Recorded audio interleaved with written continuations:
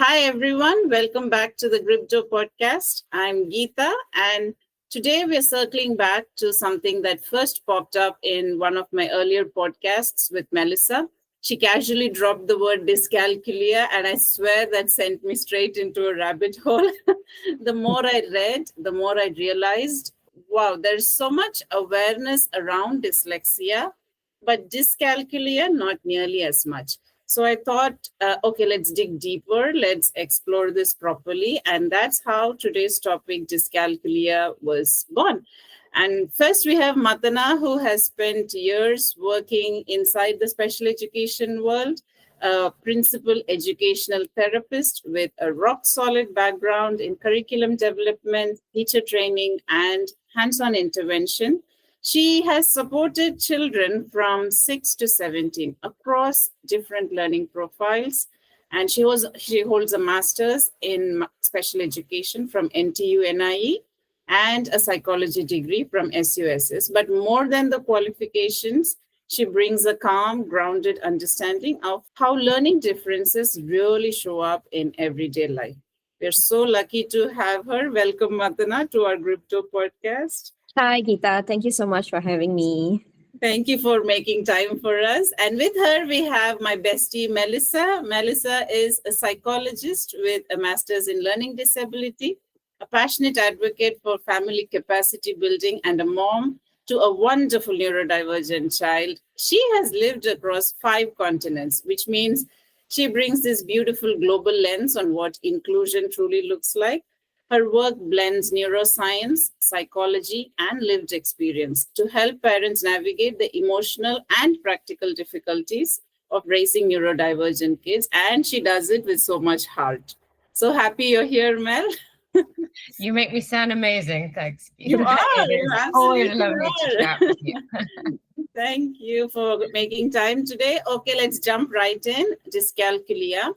What have each of us learned about it so far? Because I'll be honest, when I first heard about it, the term, I just thought it meant math is hard. And I am wrong. It's what surprised me most was learning how it affects way more than the math class, right? Yes, definitely. Yes. So, as an educational therapist, I've learned theories that dyscalculia was a difficulty with numbers, but primarily I was trained in teaching kids with dyslexia. So, dyscalculia was somewhat a gray area in that sense. In this past 15 years of me being a therapist, I think I've only worked with around 10 or 12 children who have come in with a diagnosis of dyscalculia. It is just so very rare. But it is much more broader than that. It is not only a difficulty with numbers, it's actually the way the child experiences the world, in the sense that the way the child understands time, sequences, directions, and of course, money, Yes. and these are actual real life issues, that will definitely snowball if it has not been addressed at a very young age, at a much earlier time. And even remembering steps in a routine. When a child wakes up in the morning, what is the first thing that the child should do? And what's the next? And what's the third? So these are actually real life situations that the child actually struggles with. And what surprises me the most is that how invisible it can actually be. True. When a child is present with reading difficulties, right, it is actually quite apparent in school. It's very quick for the teachers to actually pick it up. But then with dyscalculia, the child would seem fine. Reading is fine. Communication is fine. Social skills are fine. But then when it comes to a simple math question, they can't tell you suddenly which number is bigger. And you will notice a lot of reversals. And the understanding of a simple problem sum, it's like a huge feat. Or like, how long is 5 minutes? They can't comprehend. Yeah. That's true. Correct. And then if, let's say, they're waiting for a bus, and then they would see the bus number and they can't comprehend, oh, this is the bus I'm supposed to be taking, like 857. They would see it usually as 875. Or I don't know. They would suddenly forget the numbers. So that is how dyscalculia is actually in real life. And it seems to be quite a spectrum because it's time, it's directions, it's money, like you said, sequences.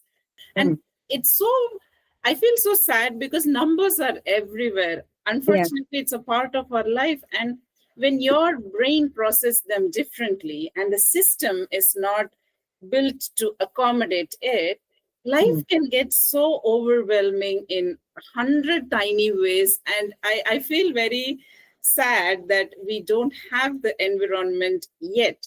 But really, for Mel, if you can tell me, like, what was your what moment about dyscalculia? Because for me, it was realizing that a child might genuinely understand something one day and forget it the next. And it's not attitude, or it's not trying, or it's just the brain wiring. We quickly jump to conclusions about their effort or lack of interest, right? Yeah, and I think that is something that we struggle with our neurodivergent learners in general. It's that spiky profile. You know, you're like, well, yesterday you could put your jacket on. Yesterday you could do this. Why not today? And there's so many factors around. That's just the tip of the iceberg, them not being able to do it that particular day, that particular moment. I think as parents, as educators, we all struggle with that sort of, well, how come you can't do it? And like you said, it shows up in the most surprising places. So for me, the big surprise with dyscalculia was even struggling around something as basic as cooking. Yes. Measuring or estimating how much you need, or comparing sizes. That's something we certainly I take so for granted, right? A pinch of this, a dash of that. And yet that is going to be a struggle. And you know, like Mathana said, it's so hidden and just not recognized. So I think, and I find it quite baffling that it's not gaining as much recognition as it should. I mean, you said in 15 years, you've seen maybe like 10 children with a diagnosis, but yet I'm sure there are more uncovered, many, many more, even though that's not been diagnosed. And I know that dyscalculia is such a spectrum, but there would be many parents listening in. So let's ground this in some day-to-day examples, like how does dyscalculia show up? So far in our conversation, we spoke about losing track of time. And one lunch, me and Melissa, we were just talking about how analog clocks are so hard for, like, no matter how many times you expose them to analog clocks, it's simply impossible. It's so now our house is filled with digital clocks. It's like, you know, we're like, it's fine, we'll accommodate the change. And left and right, which I was surprised, because I have a confusion when it comes to direct. I'm so challenged with it. You know, people would go the other left to me. So it's like that. And I was surprised that it was part of that spectrum. So if you guys know of any other, so that the parents who are listening in would, you know, feel like, okay, maybe we should check more on this. I think it can be small activities. Okay, let's say, for example, like when the child wakes up in the morning and she needs to brush her teeth. She doesn't even know how to estimate how long do I need to take to brush my teeth. Is it 5 minutes? Is it 10 minutes? And then maybe the child can just go on and on. Or showering. How long does the child get? How long of a time does a child need to get ready before a child goes to school? And I think as the child gets older, even like meeting deadlines will be a difficulty, because the estimation of time, how long do I need to work on this project, or how long do I need before I leave the house to go for an interview? That will also become an issue. And I think even directions, like just now you mentioned about left and right? Yeah.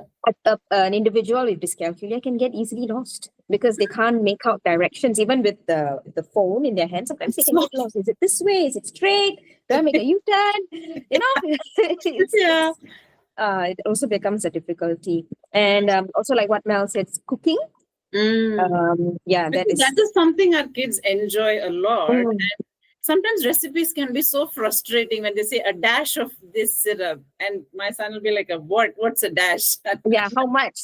How much? Like the quantification, like it's so hard for them to visualize what is a dash, what is a pinch, right? And I think compared to cooking, baking would be even more difficult feat, because you really need to measure. If you're even 1 millimeter off with the dash with the milk or the water, then your recipe is dust. And that sort of gives them an anxiety around anything number related, though it's an activity they truly enjoy. Because for me, like you said, estimating time is so hard for our kids. I tell my son, we look at the digital clock. Okay, 10:30, we should be out the door.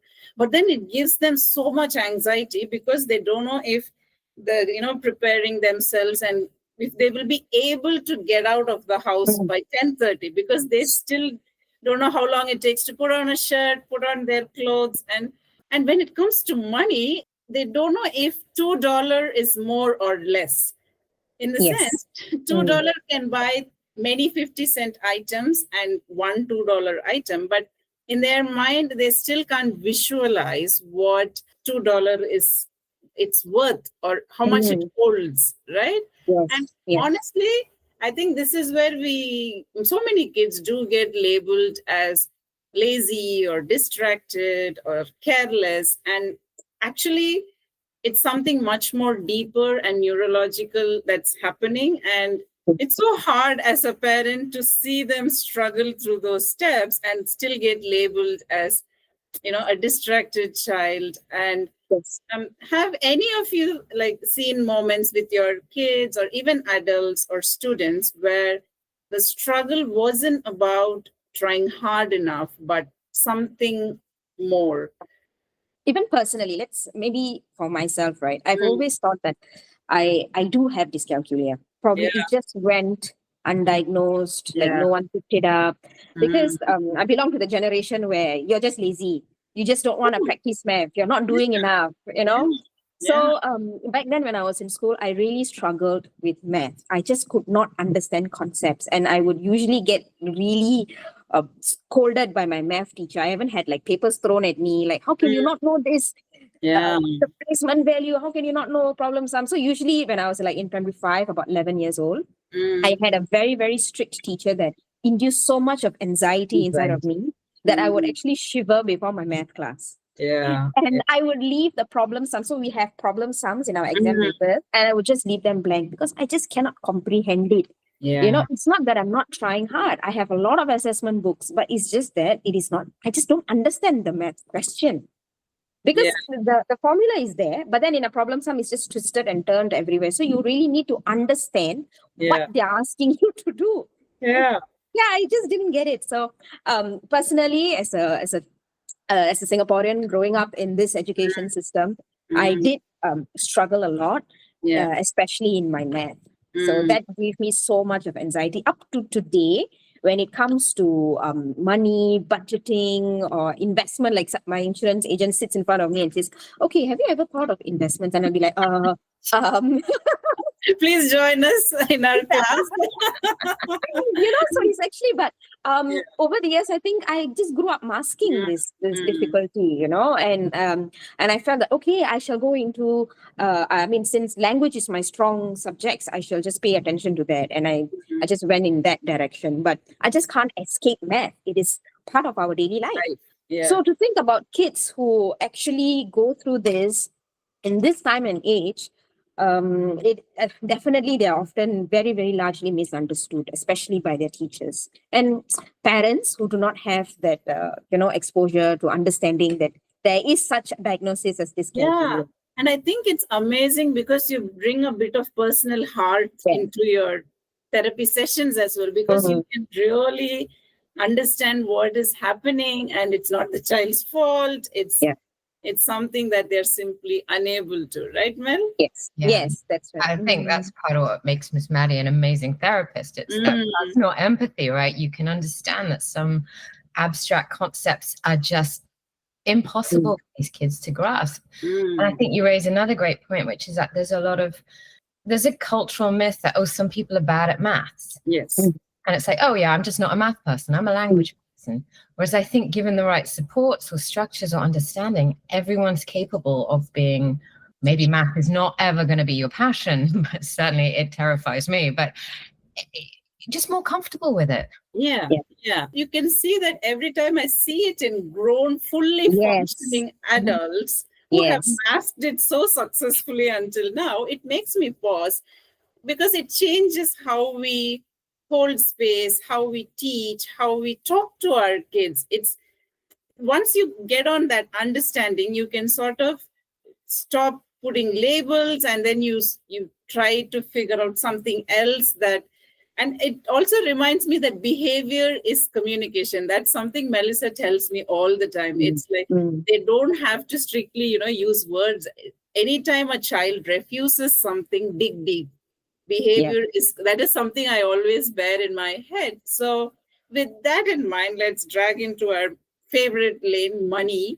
And I know money looks like math, but the more I teach money to kids, I actually understand money is more of patterns, of value. There's also a lot of emotion, psychology, confidence, reasoning, whether we buy it now or at a discount later. And then there's sequencing, which means kids can, with dyscalculia, can have financial literacy, but they just need a different doorway, a different pathway. And that's why I want to hear from the expert here. What if because I'm working on something that I could do, like a resource kit for the kids. So I don't want to do the plain old worksheets, and I know it's a failure at every level. So how do we go about, how do we open that doorway for our neurodivergent kids? I think we can start them from young. Like, for example, like my son's school, he's 5. They have actually started doing lots of role playing. So that they set up like stalls within the class, and then we are supposed to like give them some money, like about, I think I gave him about $4, and then he has to buy items with that amount of money. So start them young through lots of role play. I think that would be an amazing output, like a pretend supermarket or a cafe, even real life situations, like, when we bring our kids down to the supermarkets or to the cafes or what, maybe you can get them to pay at the cashier, and then check if the change that they get is correct. So a lot of real life modeling, that would be rather helpful. And for me, right now, I see that there's digital money as well. It's like there's a card that you just tap, and it sort of makes the journey a bit more harder, because now how do you explain the value of $2? Or Mel, do you think more of a visual pictorial, because our kids are very visual and they understand more through visuals? What do you think? I think, again, visual and practical, hands-on stuff. And like Maddie just mentioned, in a low pressure, fun environment. So whether it's role playing or whether it's certain board games also help that. I know my daughter loves that and doesn't realize she's learning math. And I think the main thing is, don't make any supports or adaptations feel different or special, because the thing is, normalized supports benefit every learner in the classroom. That's true. So, manipulable, counters or blocks, or having graph paper so that it's easier for them to read. Calculators available for everyone, right? Like, normalize it.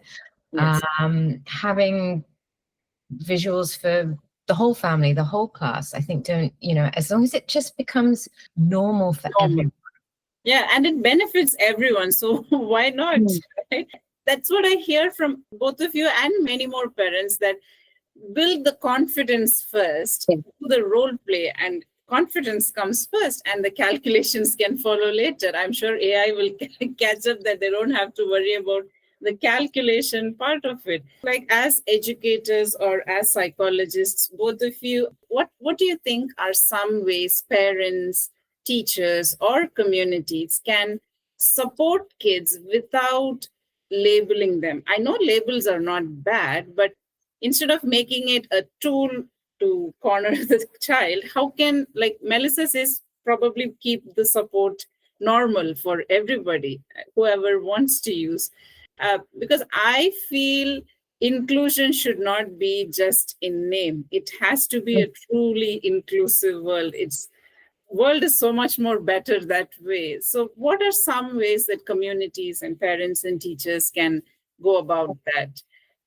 I think it's important to first offer a very safe space for the child. Yes. Like instead of, pinpointing the mistakes and, making them it anxious.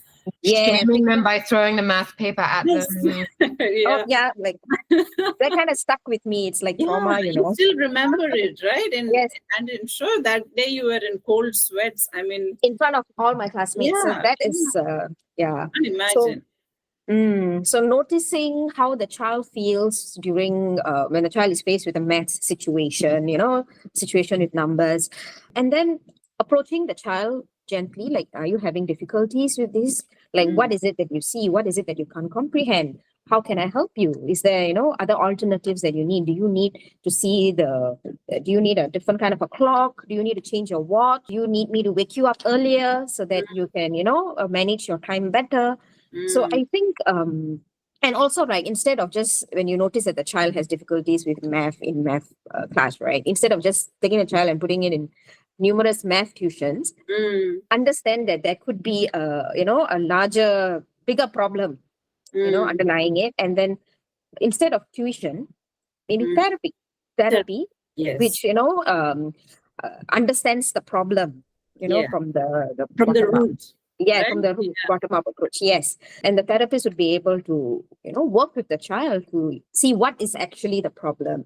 Like, for example, when I have kids with dyscalculia coming in, I'll first see, okay, what is it that they're struggling with? What are the concepts that they don't understand? Sometimes a child comes in, he's maybe at a 11 or 12-year-old, probably in a local system, and he's struggling with what is being given to him currently. But he does not even understand placement values. He does not understand basic fractions. So you need to go back to the basics and teach them, okay, so fractions, what it means by it. Yeah. Yes. So generally parents, they'll feel like, oh no, but if you're going to go back, how is he going to catch up? But the thing is, if you don't solve the cracks in the foundation, how is the child going to, work towards even more complicated sums? That I would say that, approaching the issue, approaching the child gently, understanding what is the problem, and then working from there would be a better approach. And also letting the teachers know. And like what you mentioned, inclusion. I mean, singling out the child in the class in front of everyone, it is very overwhelming.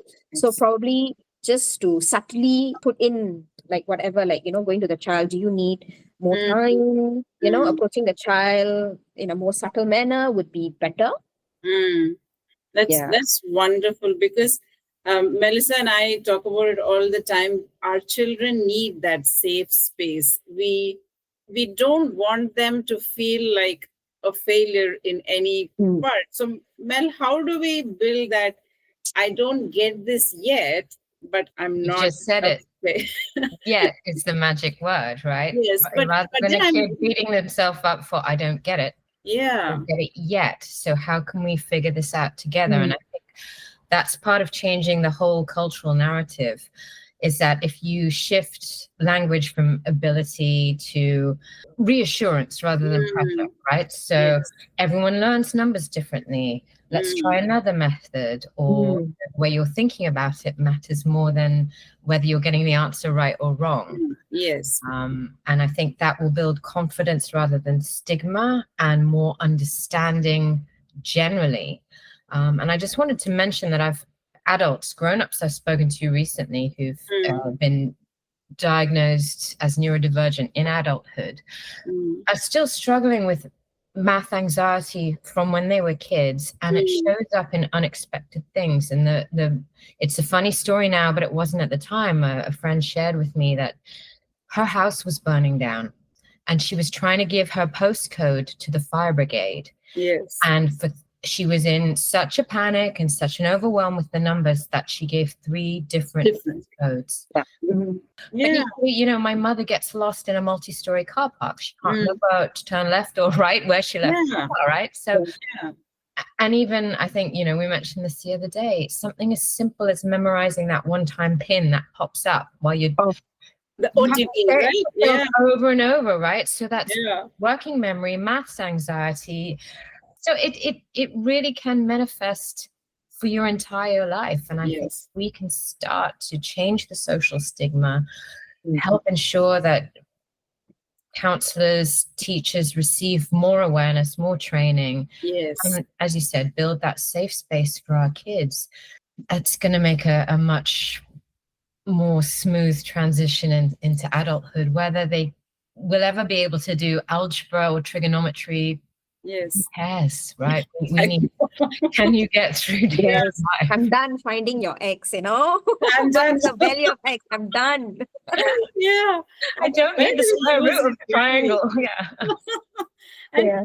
And one more thing I noticed is that just because they don't speak the same way as we do, like we read in a blog recently where child solves the problem but doesn't have that verbal threshold to explain how they solved the problem, but they've solved it, they have the answer, but the system demands that explain how did you get to this answer, and they don't have that verbal or ability to put them into words. And I feel like even though technology is helping in a way, I feel like technology has not truly been inclusive. It has not considered many things. That's why we have one more friend who is working on how to make tech accessible and inclusive, because that is going to be a very big part of their world in the future. And I truly hope that inclusive version of math learning or money learning, where tech will be a very big part of their life, I do hope and cross all my fingers that they will also understand how tech has to be built in a way that. So thank you so much. This conversation was such a reminder that learning differences are not flaws, they are just different pathways, and dyscalculia is real as attested by many, and it's common, though the diagnosis rate is so low at the moment, and it's often misunderstood. But with understanding, compassion, and the right tools, the kids can absolutely thrive. To any parent listening in who's wondering, could this be my child? Take a deep breath. There is help. There are wonderful therapists like Mathana, and there is support. And you're not alone. You have Melissa, the parent coach. She can build you up. And thank you both for sharing your wisdom and your heart. Thank you. Thank you so much for having us on the show, Geeta. Thank you so much. Thank you. Thank you to everyone listening. We'll see you in the next episode. Thank you. Thank you.